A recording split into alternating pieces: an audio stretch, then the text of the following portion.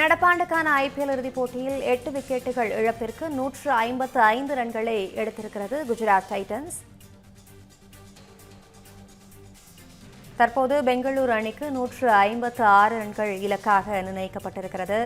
Royal Challengers Bengaluru அணிக்கு 156 ரன்கள் இலக்காக நிர்ணயிக்கப்பட்டிருக்கிறது.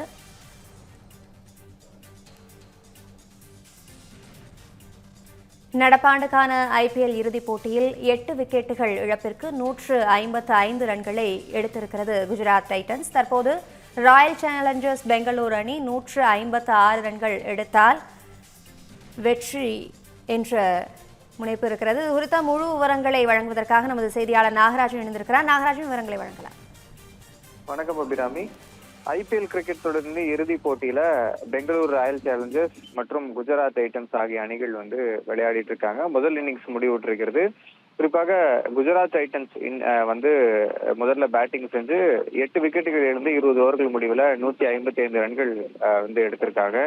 156 அப்படிங்கிற இலக்கோட அடுத்ததா ராயல் சேலஞ்சர்ஸ் பெங்களூரு அணி கிளம்புறாங்க போறாங்க. குறிப்பா பாக்குறப்ப இன்னைக்கு மேட்சை பொறுத்த வரைக்குமே ஆர்சிபி டாஸ் வின் பண்ணி முதல்ல ஃபீல்டிங் சூஸ் பண்ணியிருந்தாங்க. தொடக்கத்துல இருந்தே நிலையான ஆட்டத்தை வெளிப்படுத்தாத ஒரு சூழல குஜராத் டைட்டன்ஸ் அணி அங்கங்க விக்கெட்ஸை பறி கொடுத்திருந்தாங்க பார்த்தோம்.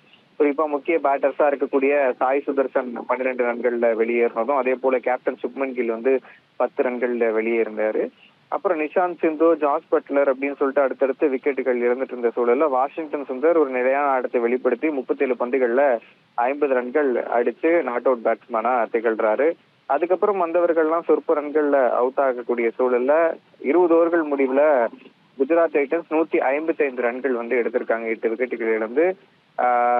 ஆர்சிபி சைட்ல பவுலிங் பாக்குறப்ப இன்னைக்கு ரசிக் சலாம் நல்ல ஒரு எக்கனாமியோட, குறிப்பா போட்ட பந்துகள்லயே அவர் லீஸ்ட் எக்கனாமி 6.75 எக்கனாமியோட 4 ஓவர்கள் போட்டிருக்கிறாரு. சீடோ மெய்டன்ஸோட 27 ரன்கள் மட்டுமே விட்டு கொடுத்து 3 விக்கெட்டுகள் வீழ்த்தியிருக்காரு. இதுதான் குஜராத் டைட்டன்ஸ் உடைய அந்த பேட்டிங் பெர்ஃபார்மன்ஸ்க்கு ஒரு டாட்டா இருந்துச்சு.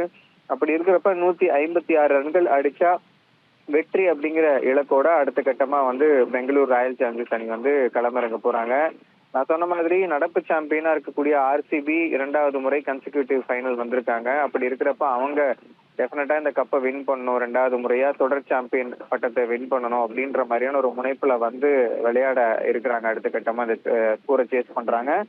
அதே சமயம் இந்த 155 அப்படிங்கிற லோவஸ்ட் ஸ்கோரை இந்த ஐபிஎல் ஃபைனல்ல டிஃபெண்ட் பண்ணி அவங்களும் 2வது முறையா கோப்பையை வின் பண்ணுன்ற முனைப்புல குஜராத் டைட்டன்ஸும் பவுலிங் பண்ண இருக்கிறாங்க. என்ன நடக்க போகுது அப்படிங்கறத பொறுத்திருந்தா பார்க்கணும். பட் இந்த பிட்ச் பவுலிங்க்கும் சாதகமா இருக்கு அப்படிங்கறத கொஞ்ச நேரமா நம்ம பார்த்தோம். ஒருவேளை இது ஆர்சிபிக்கு பேட்டிங்க்கு சாதகமா அவங்க சேஸ் பண்ணி 2வது முறையா கோப்பையை வின் பண்ணுவாங்களா, இல்ல குஜராத் டிஃபெண்ட் பண்ணி கோப்பையை வின் பண்ணுவாங்களா அப்படிங்கறத பொறுத்திருந்தா பார்க்கணும் அபிராமி. தகவல்களுக்கு நன்றி நாகராஜன்.